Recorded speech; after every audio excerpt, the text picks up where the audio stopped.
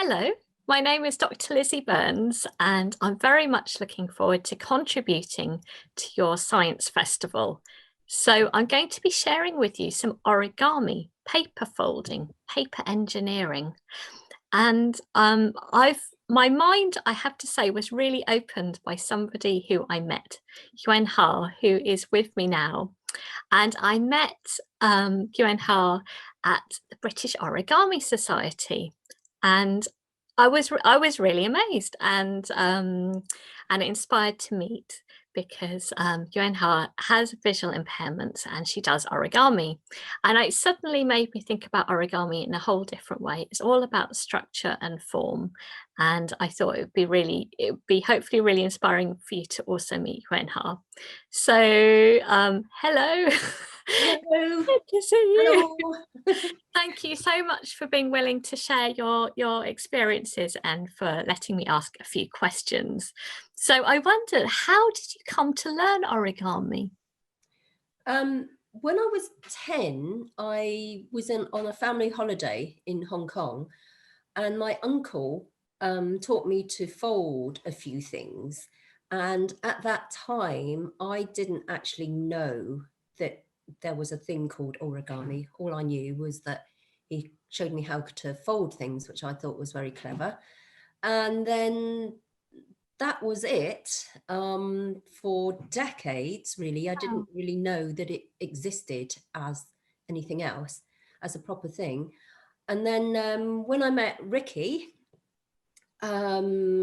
he said he was the member of the British Origami Society. And I thought, oh, okay. And then we started dating, oh, and on the first date, he brought some of his origami along, and I think we did some folding as well at lunch that day, and that then got me into it in a big way. wow, that's so lovely. Because it's something that's passed on from one person to another, isn't it? So from your grandfather there, and then with Ricky as well, and that you're sharing that. That's so beautiful. Um, Mm. have you got, so how long has it been that you've been doing it as an adult, origami? How long? Probably about 11 years now, I guess. Yeah. Amazing. Yeah. So I've been going to the British Origami conventions ever since, and to the local meetups as well for the origami folds. Brilliant. So there's a whole community, isn't there, of people Yeah, who fold. yeah, they're really nice, really good, really And friendly. what would be your top tips for origami with, with a visual impairment? I guess it's, have you got any thoughts at all how you can Ooh, okay. Any tips? on folding or on getting started?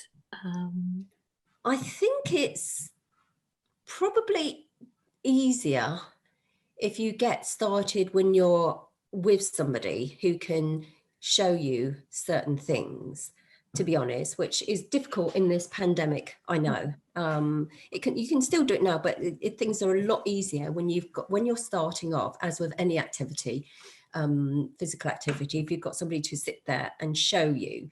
Because once you get to know some of the basics and the terminology and stuff like that, then you can start watching videos on your own. And even if the videos aren't as clear as, say, a person sitting next to you, because you've got some experience already, you can kind of, assume or work out what they might mean.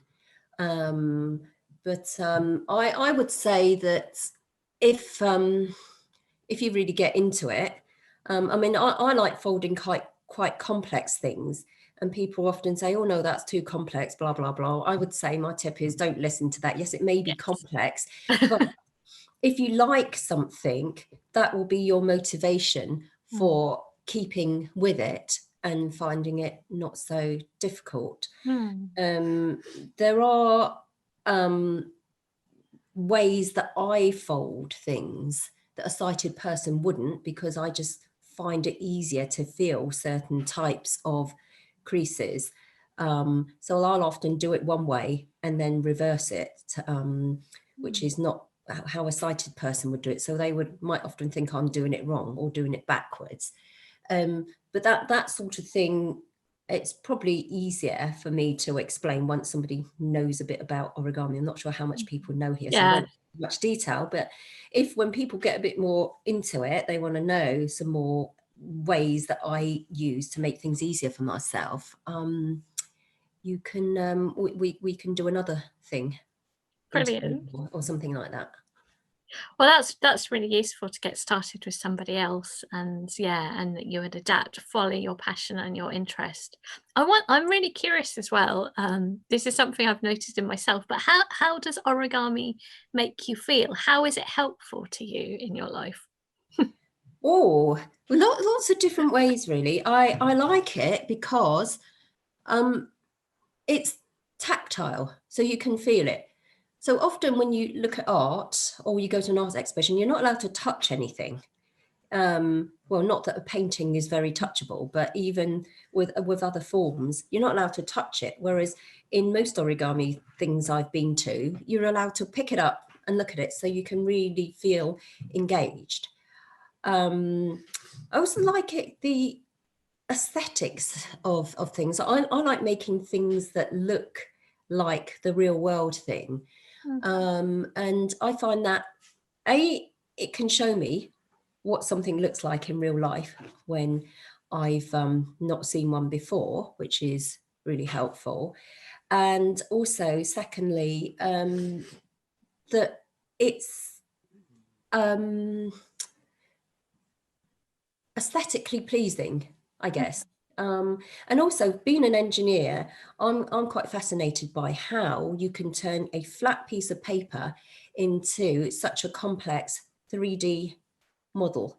I mean, you know, some of the things are, well, many things you look at, and they're really complex. And the fact that you can get that from just a flat piece of paper, I find fascinating. As I say, paper engineering, it appeals to my engineering mind. So both aesthetic and engineering. It's also very portable, actually. Pieces of paper I always have with me when I go out, because I hate being bored. A pack of paper and some knitting. So if I'm stuck anywhere, I've got something to do. I hate being stuck somewhere with nothing to do. And actually, paper you could probably find anywhere with a ticket or a magazine. Yeah, anything. Yeah. I often do it in meetings as well, at work under the table, or not. I love that. It's kind of quite boring. Some meetings are really, really boring. Yeah. And you can just sit and fold, because as long as you don't rustle too much, you know.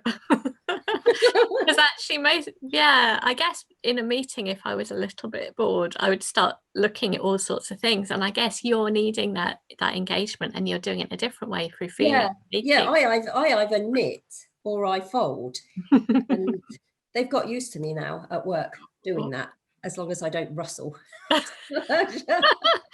So I wonder as well, just lastly, whether you could show us some of the folds that you've done, because I have to say they're incredible, and you've also designed your own pieces. Yeah, I don't often design. In fact, I very, very, very rarely design things. I more fold other people's things. Yeah.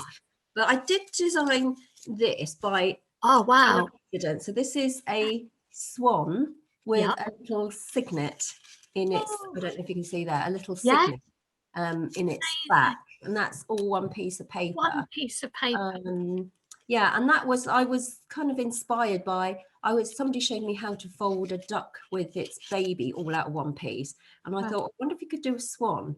Because I quite like the shape of swans. And so I fiddled about with it for, I don't know, weeks and weeks and weeks, and eventually came out with this. And then I've kind of made variations. I've done them on cards and boxes and things like that. So that's stunning. It looks so textured and sculptural. It is. Really beautiful. It feels good. Wow, I can hear it too. Yeah. So that's that one. Oh, brilliant.